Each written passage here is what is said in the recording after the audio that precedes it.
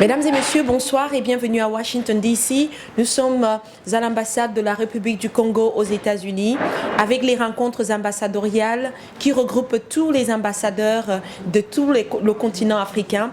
Nous avons le privilège de recevoir ici sur ce plateau le Dean lui-même, le doyen de tous les ambassadeurs africains. Son Excellence, vous avez donné un discours tout à l'heure porteur d'espoir pour la communauté des ambassadeurs ici et de la communauté africaine en général.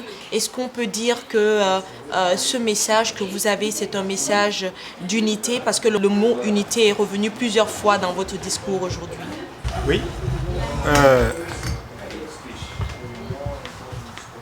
D'abord, vous savez, si je suis devenu doyen aujourd'hui, c'est grâce au président Denis Sassou Nguesso qui m'a fait l'honneur de me nommer ambassadeur extraordinaire et plénipotentiaire aux États-Unis d'Amérique, au Mexique et au Canada.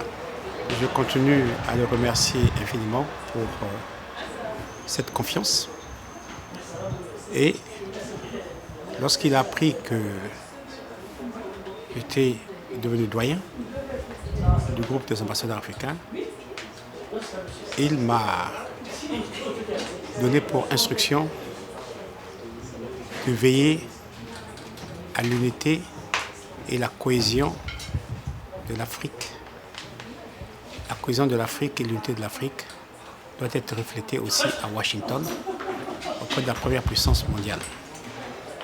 Donc dans mon discours, j'ai rappelé, en fait, sans le citer, les instructions de mon président, son Excellence Denis Sassou Nguesso, président de la République du Congo, qui, comme vous le savez, a toujours été un grand défenseur de la paix et de l'unité africaine. Vous, en tant que doyen des ambassadeurs, est-ce que vous considérez cela comme étant un titre honorifique ou un titre hiérarchique? Est-ce qu'il serait possible d'être le porte-parole de tous les ambassadeurs réunis et même la voix de l'Afrique en général ici à Washington DC? Non, ce n'est pas du tout un titre honorifique, c'est plutôt un titre prestigieux. Prestigieux parce que je suis l'autorité morale et politique d'un groupe des ambassadeurs auprès des autorités américaines. Comme vous l'avez constaté, l'ambassadeur Jackson, l'adjoint principal de la sous-secrétaire d'État aux affaires africaines, est venu représenter ce soir le gouvernement américain. Et dans son discours, il a reconnu non seulement les efforts du Congo, mais aussi les efforts que j'ai effectués ici en tant qu'ambassadeur. Alors, donc, en tant que doyen, je serai détenteur de l'autorité morale et politique du groupe, comme je l'ai dit, mais aussi, je suis désormais le porte-parole des 53 pays africains, y compris moi 54, auprès du gouvernement américain, auprès des organisations non gouvernementales, auprès des institutions internationales comme le Fonds monétaire, la Banque mondiale, ici à Washington, et même auprès du Congrès. Il n'y a pas une hiérarchie, mais il y a une considération exceptionnelle qui est obligatoire, qui fait partie des us et coutumes de la diplomatie. Le décanat, l'ancienneté dans la diplomatie, elle est extrêmement importante et c'est ça qui détermine le rang et l'autorité de l'ambassadeur qui est arrivé avant dans le pays par rapport aux autres. Il sert en même temps de guide pour les collègues, il sert de conseil et il sert aussi l'autorité du groupe. Merci, Son Excellence. Est-ce qu'à 54 ambassadeurs représentant le continent africain aux États-Unis, n'est-ce pas là un effectif pléthorique? Quand on regarde les similitudes qu'il y a entre certains pays africains, est-ce que ce ne serait pas en quelque sorte réduire des budgets que de permettre en quelque sorte qu'on puisse avoir un seul représentant pour la plupart de ces pays africains ici aux États-Unis? Chaque pays africain est souverain.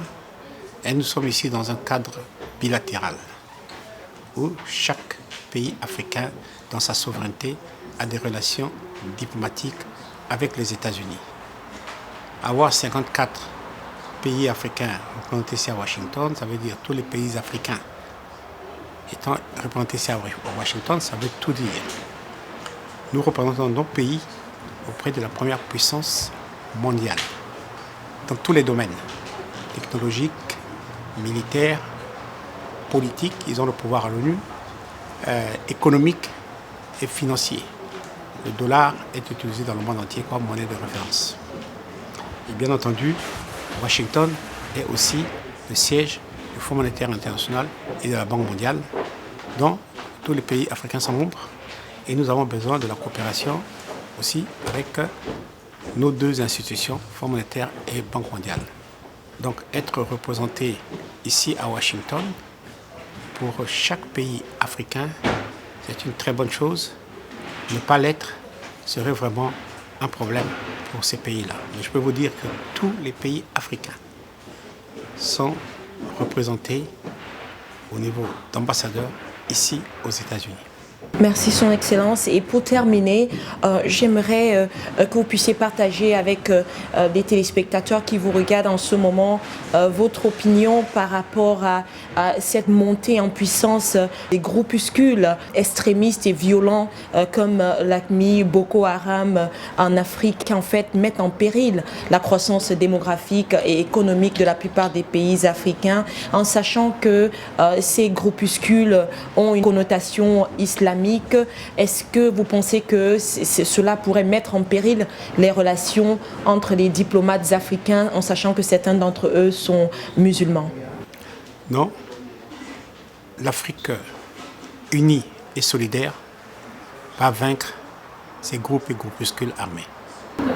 Merci infiniment pour votre temps. Merci d'avoir partagé ce moment avec les téléspectateurs africains qui vous regardent ici aux États-Unis et également en Afrique. Et nous vous souhaitons bonne continuation pour le travail que vous avez si bien commencé. Merci infiniment. Merci beaucoup.